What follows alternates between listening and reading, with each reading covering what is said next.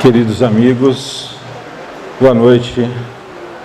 Que as bênçãos de Jesus, o nosso mestre, amigo, sempre presente em nossas vidas, nos envolva, nos abençoe e nos inspire, agora e em todos os instantes das nossas existências. Hoje nós vamos iniciar as nossas reflexões fazendo uma pergunta. Quem daqui gosta de cinema?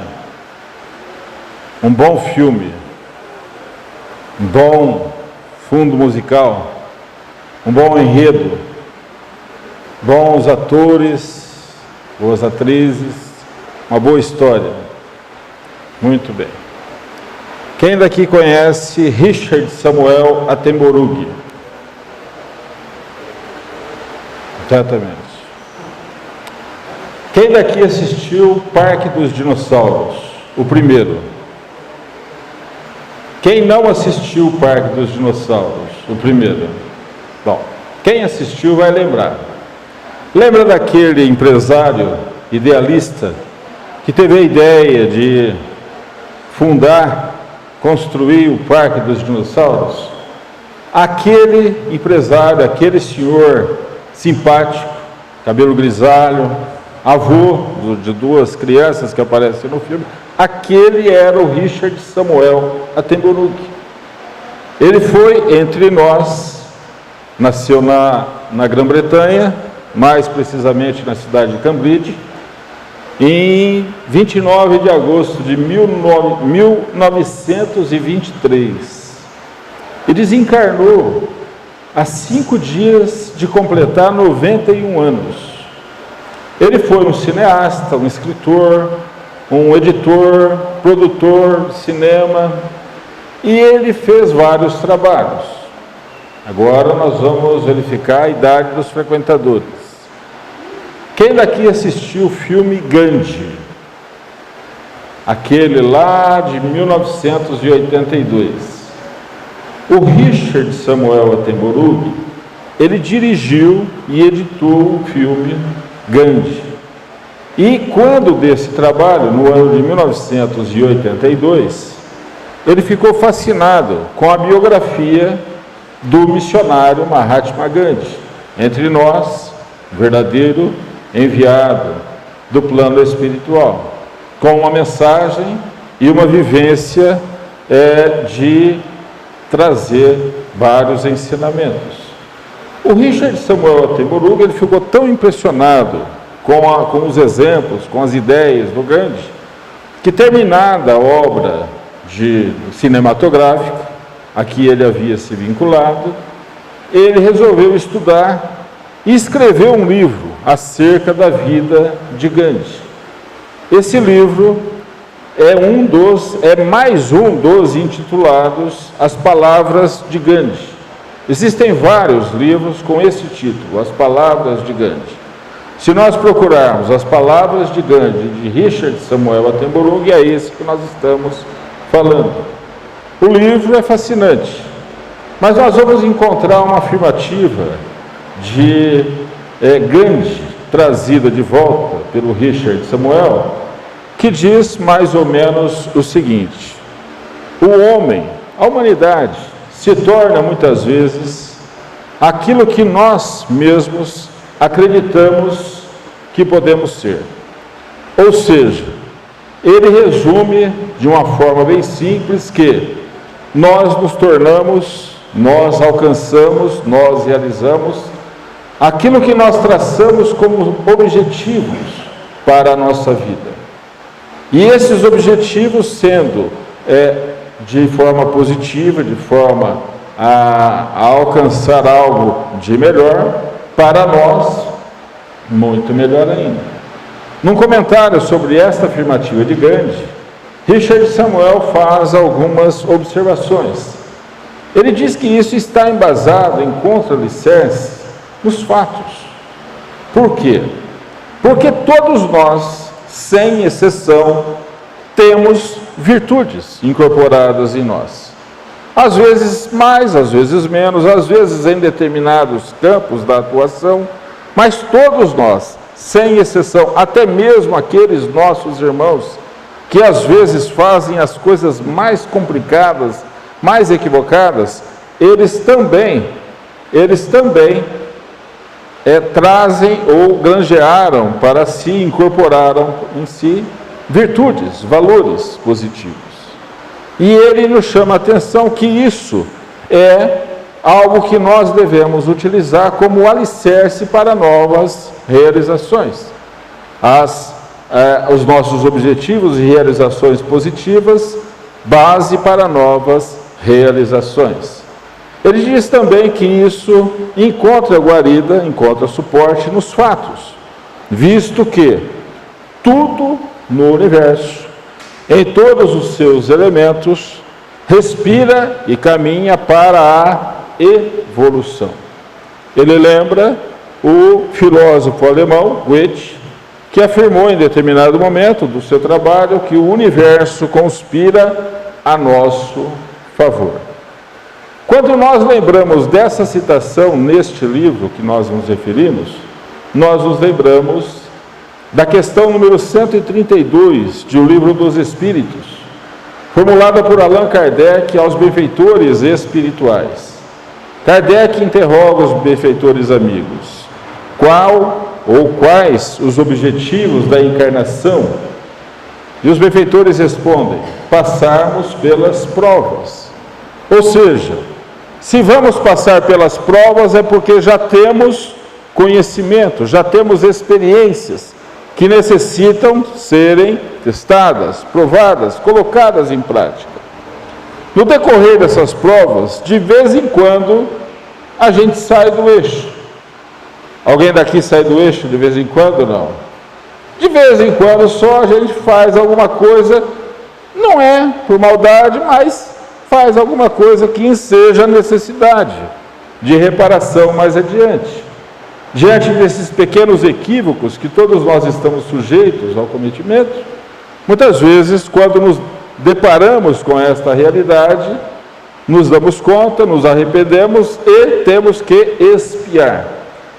Então, o outro objetivo da encarnação é passarmos pelas expiações, passarmos pelas provas, passarmos pelas expiações, cumprirmos a nossa parte na obra da criação, visto que nós estamos aqui para aprendermos, incorporarmos valores e vivemos as nossas experiências atuais no mundo onde as realidades, onde as situações materiais nos sensibilizam.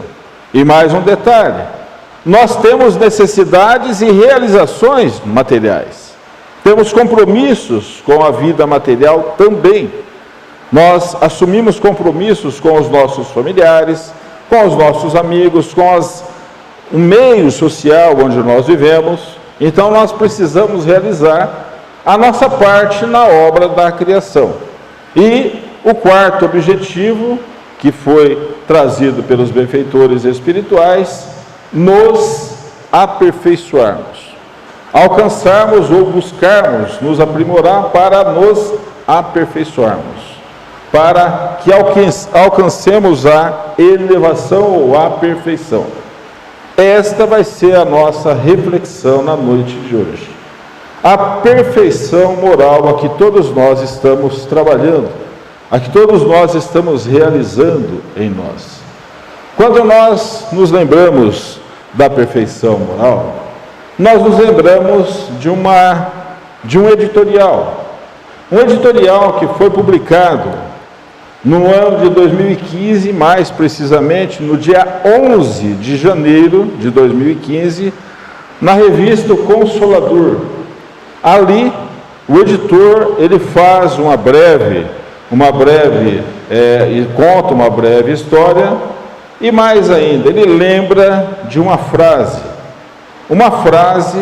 intitulada, ou uma frase que nos lembra, uma frase de autoria do Dr. Bezerra de Menezes, espírito.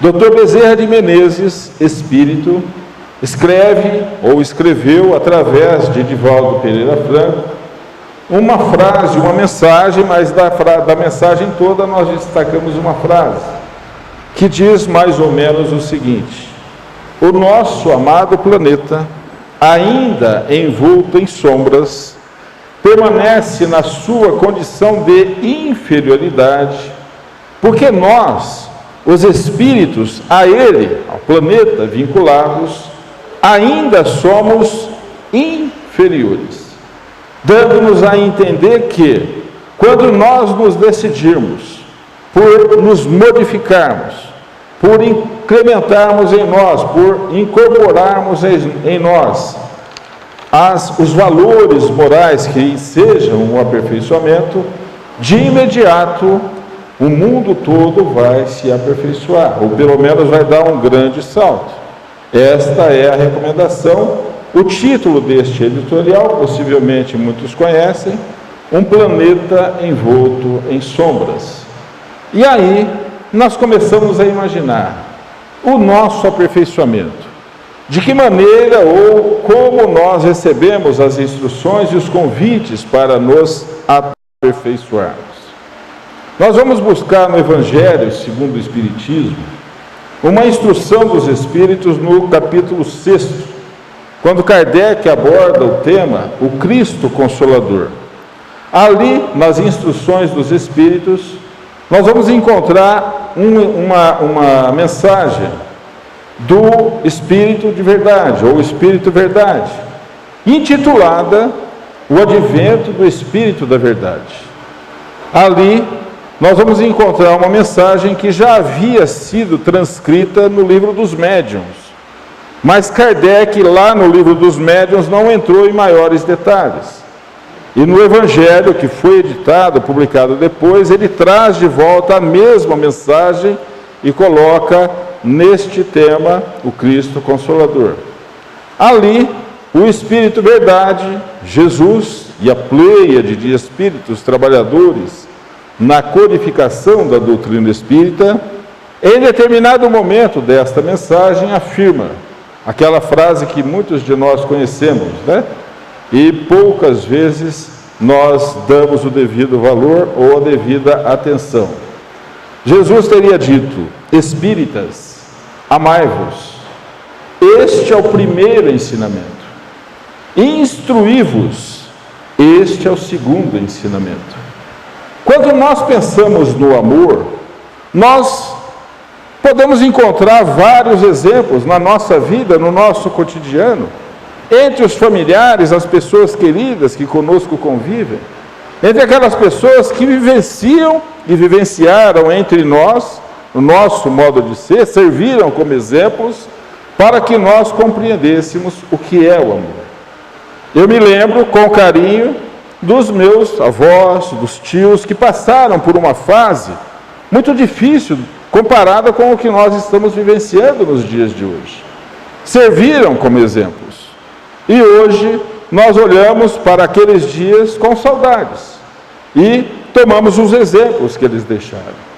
Mas quando nós pensamos no amor, eu me lembro sempre de Jesus, a figura amorável do Mestre.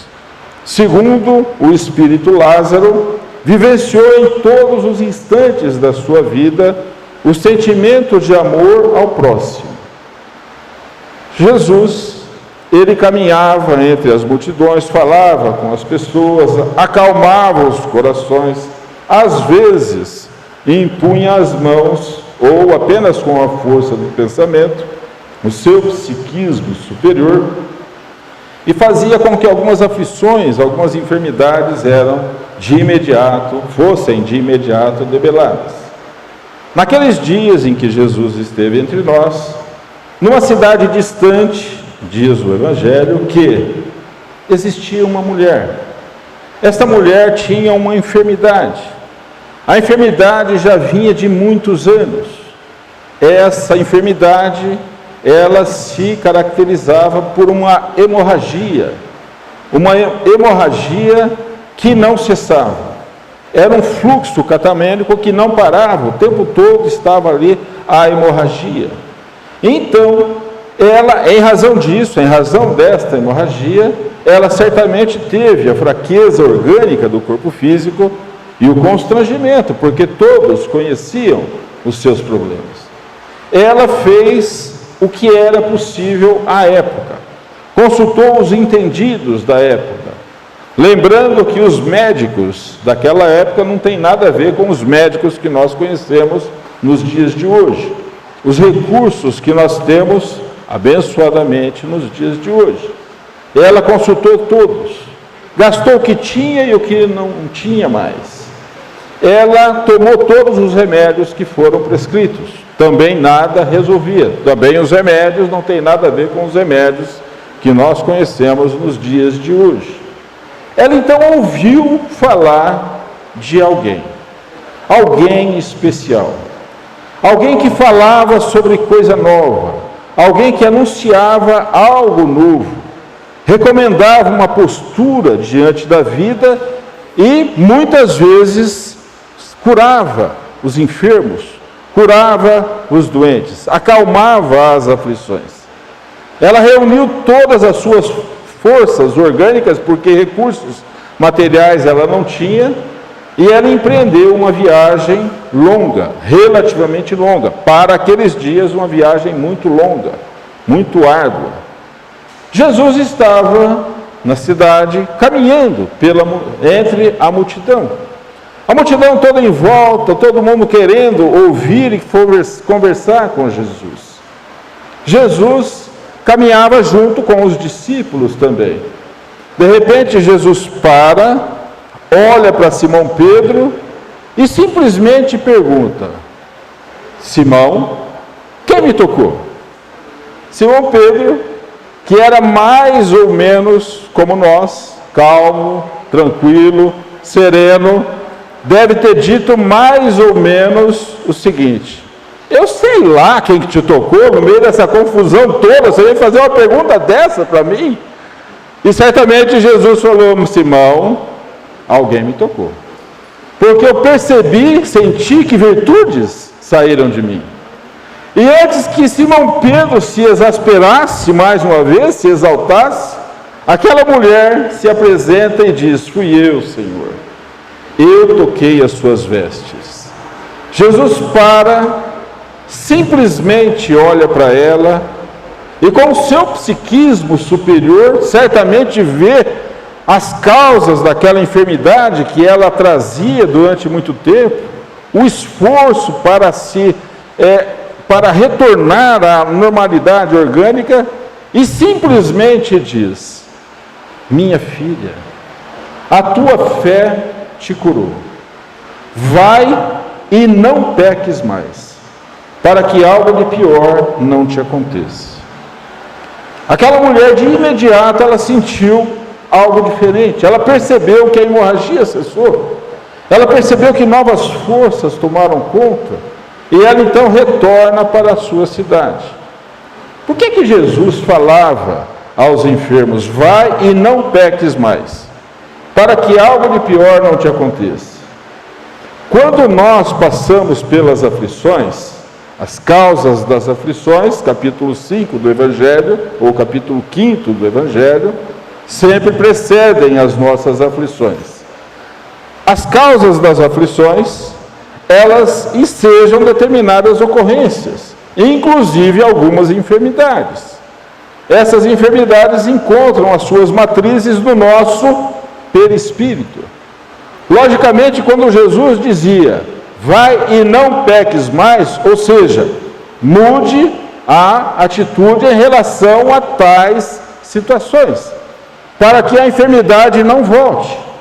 Porque quando a enfermidade retorna, volta, o que acontece? A recidiva. Pior, os sintomas piores do que quando a enfermidade surgiu originariamente. Então aquela mulher voltou para a sua cidade. O tempo passou e daí a algum tempo ela ouviu falar que Jesus fora aprisionado. Jesus estava sendo julgado. Ela então empreende nova viagem da sua cidade até Jerusalém agora. E em Jerusalém ela chega, Jesus já estava sendo conduzido ao Monte da Caveira para ser crucificado. Carregando aquela cruz infame, ela simplesmente toma de um pedaço de pano de linho branco e enxuga a face de Jesus, onde fica impresso o sudário de Turim. Esta mulher todos nós conhecemos, foi entre nós, exatamente, todo mundo respondendo mentalmente, Verônica. Quando nós nos lembramos do amor de Jesus, temos N exemplos, mas nos lembramos deste. O que era estar diante de Jesus. Mas o Espírito Verdade, nesta mensagem, no capítulo 6 do Evangelho, nos fala: espíritas, amai-vos e instruí-vos. Quando o Espírito Verdade nos convida à instrução, ele nos convida para que nós nos esclareçamos, para que nós superemos aquela fase de desconhecimento, de ignorância, não aquela ignorância deliberada, não, simplesmente por não termos acesso à informação.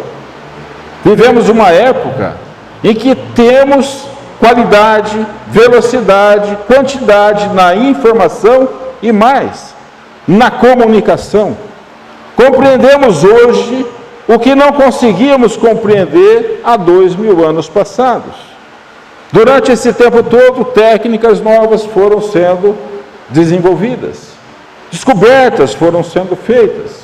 O microcosmo e o macrocosmo, tão distantes entre si, aparentemente, mas obedecendo às mesmas leis de gravitação, de sustentação e de geração de energia e sustentação da vida. Quando nós pensamos na instrução, nós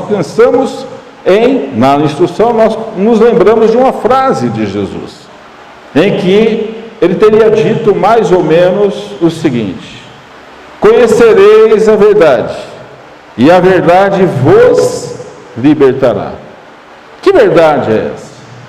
Que verdade que é essa que tinha que ficar todo o tempo escondida? Não tinha que ficar. Ela estava sendo trabalhada, revelada, desenvolvida, trabalhada pelas sociedades, pelas civilizações, pelos missionários que periodicamente vêm para nos ajudar a compreender algo novo. E quando nós começamos a ampliar o nosso conhecimento, conhecer a verdade, o que acontece? A nossa lucidez se amplia. Nós começamos a ver a vida com outros olhos. Os problemas passam a ter menor importância. Nós não ficamos tão sensibilizados com coisas que não nos servem para nada. Por exemplo, nós nos lembramos sempre, alguém aqui tem aquele vizinho que gosta de fazer barulho depois das 10 da noite, num apartamento, num lugar fechado? Eu lembro disso porque já passamos por cada uma dessas. E há muito tempo as pessoas falavam: não, vamos lá, quebrar o pau. Não. Quando nós nos inteiramos do conhecimento, da verdade, a nossa lucidez vai se ampliando, essas coisas passam a ser de menor importância. Mais vale nós nos relacionarmos com harmonia, fraternalmente, do que criarmos, às vezes, situações embaraçosas. No trânsito é a mesma coisa. No nosso ponto de vista, que muitas vezes nós sustentamos em determinadas situações, a mesma coisa. Diante da vida, as coisas do dia a dia vão tomando o seu devido lugar, com menos importâncias. E aí então, nós nos lembramos e voltamos naquela recomendação dos benfeitores espirituais acerca de nós buscarmos o nosso aperfeiçoamento. Nos lembramos então de uma frase dita por Jesus, também no Evangelho segundo o Espiritismo, mais precisamente no capítulo 17, no capítulo Sede Perfeitos, onde ele, segundo a definição e a transcrição de Mateus, teria dito: sede, pois, vós outros perfeitos, como o vosso Pai Celestial é perfeito. E aí então nós começamos a imaginar, sermos perfeitos como o Pai Celestial. Jesus conhecia as nossas limitações e sabe da nossa condição de criaturas diante do Criador. Nós não seremos perfeitos como o Criador, mas podemos ser o mais perfeito possível. De que maneira? Fazendo as coisas de tal forma que a nossa consciência registre como algo que está devidamente bem realizado. Quando nós nos lembramos disso, nos lembramos de uma instrução do próprio Espírito Lázaro, que nós falamos agora há pouco. Lázaro, no Evangelho segundo o Espiritismo, também no capítulo 17, nos fala acerca do dever. Ele faz algumas considerações, e quando nós nos lembramos do dever, nós nos lembramos que, se queremos nos aperfeiçoar, temos que assumir o dever de nos policiarmos, nos dirigirmos. Leon Denis, no livro Depois da Morte, ele faz um comentário, um verdadeiro estudo sobre esta mensagem de Lázaro, no Evangelho segundo o Espiritismo. E Leon Denis, lembrando Lázaro, nos convida a algumas reflexões. Ele nos lembra, por exemplo, que o dever, como nós o conhecemos, ele se nos apresenta de múltiplas formas, das mais variadas formas, das mais diferentes situações e ocasiões. O dever para conosco, em primeiro lugar. Nós temos o dever de nos governarmos. Nós temos o dever de buscar sempre acertarmos e fazermos o nosso melhor. Por quê? Se nós não nos governarmos, se nós não nos policiarmos, estaremos sujeitos às variações do humor no meio onde nós vivemos. E podemos, ora, agir tal ou qual e nem sempre de forma a assumirmos e cumprirmos a nossa parte na obra da criação, cumprirmos o nosso dever. O dever profissional. Nós lembramos que vivemos no mundo material, com necessidades e realizações materiais. E temos de assumir o dever e cumprir o nosso melhor dever na parte profissional, para que o nosso melhor seja feito e contribua para o todo onde nós passamos as nossas experiências. O dever social, amarmos a humanidade inteira, numa frase resumida por Leon Denis. Quando nós nos lembramos amarmos a humanidade inteira, nos lembramos de uma passagem também do Evangelho, em que Jesus estava reunido com alguns amigos, na casa de um outro amigo. E alguém disse mais ou menos o seguinte: Senhor, a sua mãe e os seus irmãos estão lá fora, e eles querem te levar. O que foi que Jesus disse? Quem é minha mãe e quem são meus irmãos? Ele estava negando a filiação de Maria? De forma nenhuma. Ele amava Maria. Isso ficou bem claro em várias outras passagens. Ele estava negando os laços consanguíneos com os demais irmãos? De forma nenhuma. Ele, embora não fosse sempre compreendido pelos irmãos consanguíneos, mas ele amava os irmãos, como ele amava a humanidade inteira.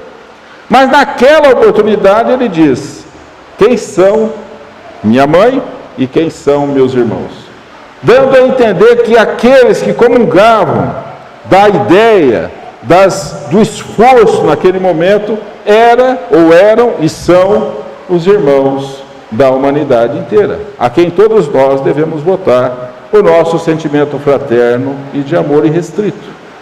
Leon Denis fala ainda do dever para com Deus, e este não tem limites, porque é o dever do filho para com o pai, da criatura para com o Criador. Quando nós nos lembramos do dever, nós nos lembramos dos dias de hoje, dos dias que nós estamos vivendo. Nós estamos vivenciando dias um pouco confusos, onde se fala muito em direito, mas pouco em dever. Quando nós acompanhamos determinadas notícias, determinadas informações que nos chegam, fala-se muito em direito e não em dever. Leon Denis fala do direito também. Depois de transcorrer durante um longo capítulo acerca do dever, ele define bem o que é direito. Ele diz mais ou menos o seguinte: o direito é o resultado do dever devidamente cumprido. Acabou, não tem mais nada. Então, o que é mais importante para nós? O dever ou o direito? Direito é consequência.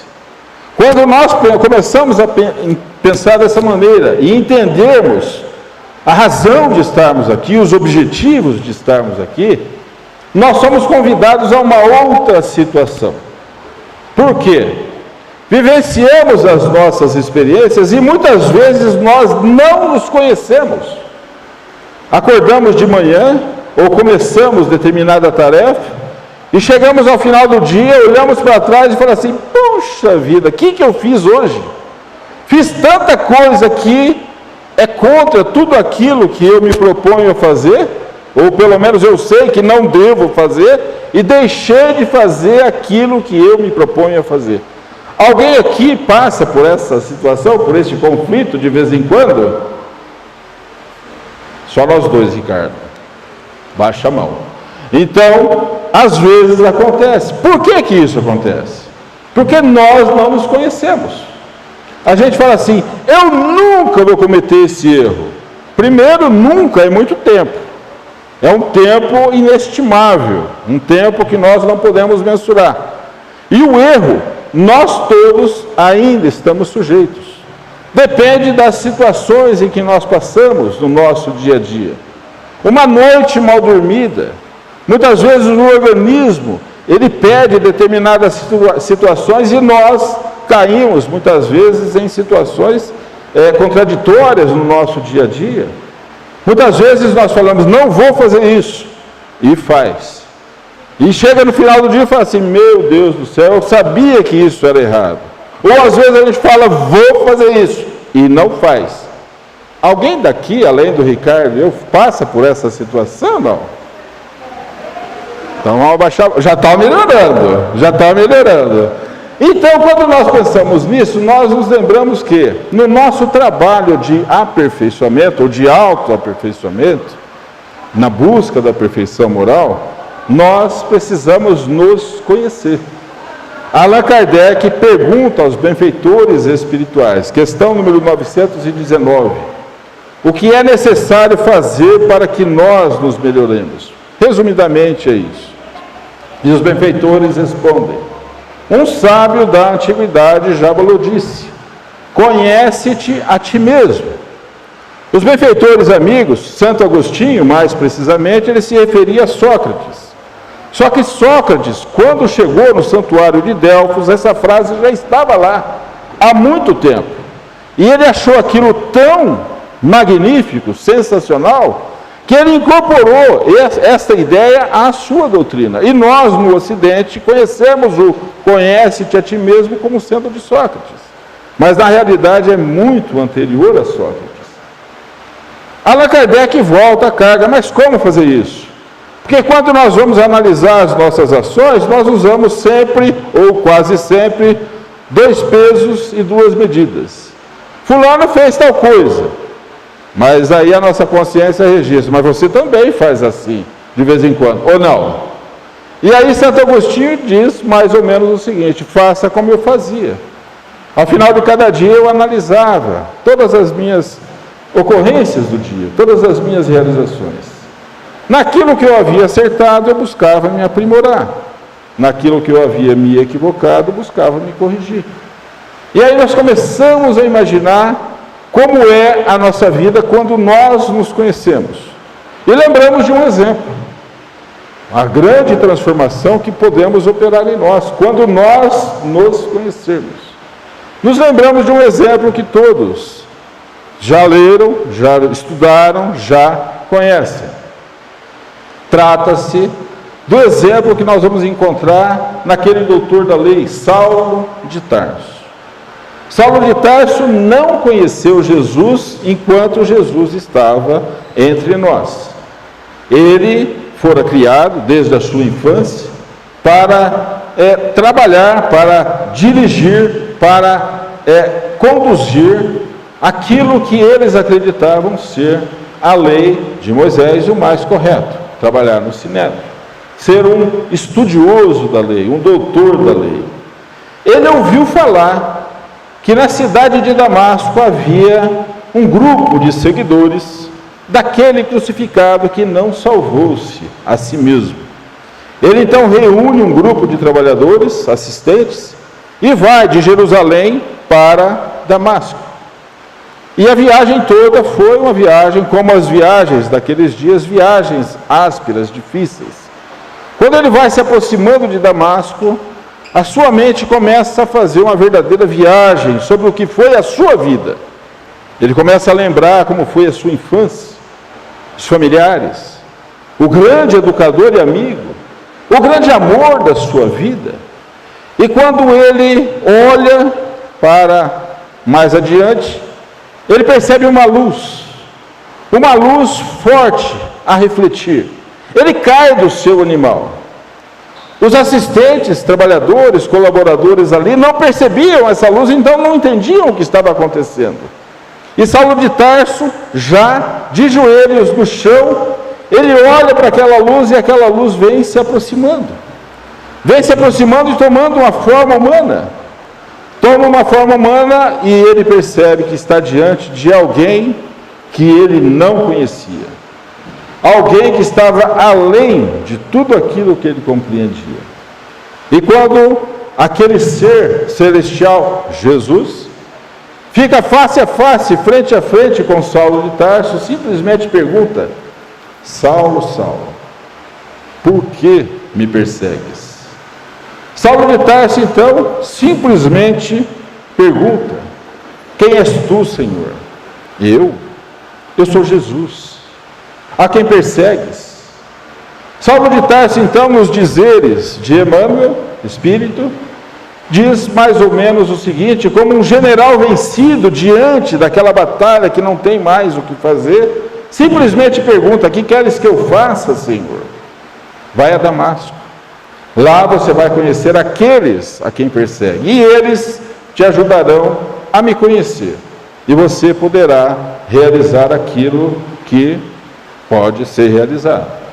A partir daí, Saulo de Tarso conhece aquele grupo de cristãos, conhece a mensagem de Jesus, passa a ser Paulo de Tarso, o apóstolo dos gentios, graças a quem nós, no Ocidente, conhecemos a mensagem de Jesus.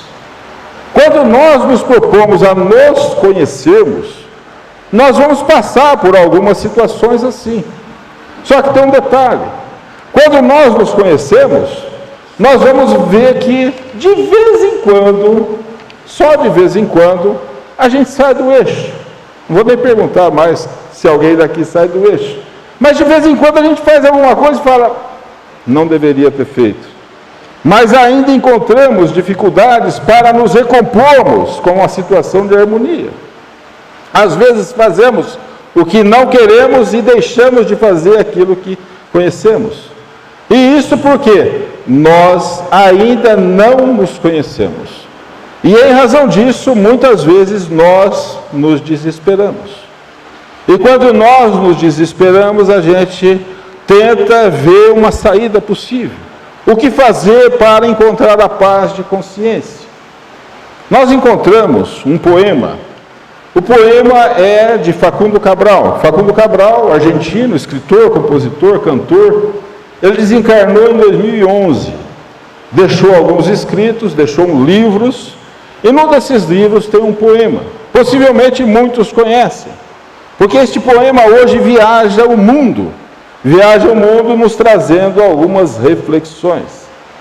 Então, Facundo Cabral diz nesse poema mais ou menos o seguinte: o título do poema: Não estás deprimido.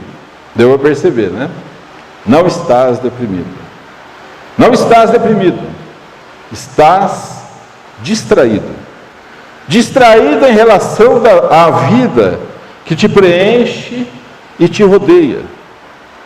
Não estás deprimido, estás distraído. Por isso acredita que perdeste algo, o que é impossível, porque tudo lhe foi dado por empréstimo. Até o fio de cabelo da sua cabeça é empréstimo. Muitos de nós já devolvemos, né, o nosso fio de cabelo. Então tudo nos foi dado por empréstimo. A vida não te tira coisas, ela te liberta de coisas, para que possas voar mais alto. Aquele que te antecede à vida depois da morte está apenas adiantado em relação a ti. Lembra-te dele, lembra-te do amor que ele continua vivo em teu coração. Lembra-te, amarás ao próximo como a ti mesmo. Reconcilia-te contigo. Não estás deprimido, estás desocupado. Ajuda a criança que precisa de ti, e ela será mais adiante o sócio do seu filho. Ajuda o mais necessitado, o experiente, o idoso, porque mais adiante será você a necessitar de ajuda. E aí ele continua, e nós vamos parar por aqui. E lembrarmos de algumas situações. A vida não te tira coisas, te liberta de coisas, para que possas voar mais alto. Alguém daqui já trabalhou numa empresa durante 20 anos, e de repente a empresa encerrou as atividades, ou parou, fechou, ou fomos demitidos. Zé, o que acontece quando a gente passa por uma situação dessa? Meu mundo ruiu, não é isso? Tem até uma música, meu mundo caiu, é isso? Se não der nada como palestrante, eu vou seguir a carreira de músico, cantor. E aí então a gente acha que a nossa vida acabou. A recomendação dos benfeitores espirituais é: faça o seu melhor. E nós continuamos fazendo. Mais adiante, 5, 10, mais 20 anos, nós vamos olhar para trás e vamos perceber o seguinte: puxa vida, eu estava numa situação relativamente cômoda, aquela situação teve um impacto, teve uma ruptura, e achei que a minha vida fosse acabar, o desespero tomou conta, mas hoje eu olho para trás e começamos a imaginar que ainda bem que acabou, porque senão o que seria? Eu estaria lá naquela condição, e hoje eu estou abraçando condições e realizações diferentes. Então, a vida não nos tira nada, ela nos liberta de coisas para que possamos voar mais altos, abraçar outras experiências. Para encerrarmos, nós vamos lembrar uma história que é contada, ela foi escrita por Leonardo Boff. Leonardo Boff, teólogo, nós conhecemos, muitos conhecemos, meio confuso às vezes em algumas situações, meio contraditório em outras, bem polêmico em outras, mas ele criou uma história muito interessante. A história é intitulada O Boneco de Sal. Essa história diz respeito a um boneco que era feito de sal. Era alguém que tinha vida e andava para todo lado, só que ele era feito de sal. Diferente dos espíritas, que quando chove parece que somos feitos de açúcar, né? Ele era feito de sal. E ele então andou pelas mais diferentes regiões do planeta. As regiões ásperas, áridas, as florestas, passou por algumas cidades, conheceu várias regiões do planeta. Desviava sempre dos rios, porque ele tinha consciência de que em contato com o líquido, com a água, ele se dissolveria. Ele então atinge um lugar que ele não conhecia, o mar. Ele chega na praia e olha aquela imensidão, e fica maravilhado, e pergunta para o mar: quem é você? E o mar responde: eu sou o mar. Não entendi.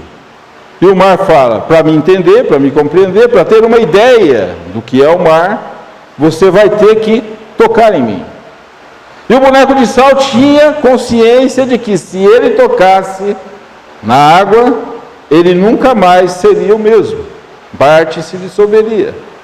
Então ele disse, mas eu não tenho como fazer isso. E o mar disse, se você não fizer isso, você não vai me conhecer. Só um parênteses. Que é Deus? A resposta é simples. Inteligência suprema. Causa primeira de todas as coisas. Se nós não buscarmos vivenciar o ensinamento, as leis divinas em nós, nós não vamos compreender a divindade. Então o boneco de sal foi devagarinho e colocou a ponta do dedãozinho do pé na água. E quando ele colocou a ponta do dedãozinho do pé na água, logicamente a ponta do dedãozinho do pé se dissolveu. Mas ele teve um insight. Ele teve uma reação e o mar falou assim, percebeu? Ele falou, diferente. Algo que eu nunca tinha percebido. É a mesma coisa quando nós começamos a compreender a divindade. Algo que nós nunca tínhamos percebido. A grandiosidade, a misericórdia, o amor do Criador para com todos nós. Então o boneco de sal fala, mas eu queria compreendê-lo por completo. Se você quiser me compreender por completo, você vai ter que entrar por inteiro na água, disse o mar. E o boneco de sal então viu que o dilema estava estabelecido. Mas ele resolveu. Ele falou, eu quero te conhecer. E ele então se propôs e começou a caminhar em direção ao mar. E ele começando a caminhar, perguntava ao mar, quem é você? E o mar respondia, eu sou o mar. Quem é você? Eu sou o mar. E ele andando. E ele andando e se dissolvendo. Quem é você? Eu sou o mar. Quem é você? Eu sou o mar.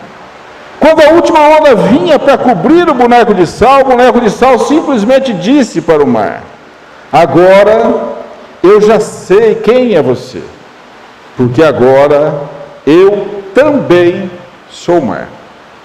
Quando nós nos aperfeiçoarmos, nós estaremos em constante, em perfeita comunhão com as leis divinas, o Criador. Tenhamos isso em mente, que o Mestre Jesus nos abençoe sempre. Muita paz.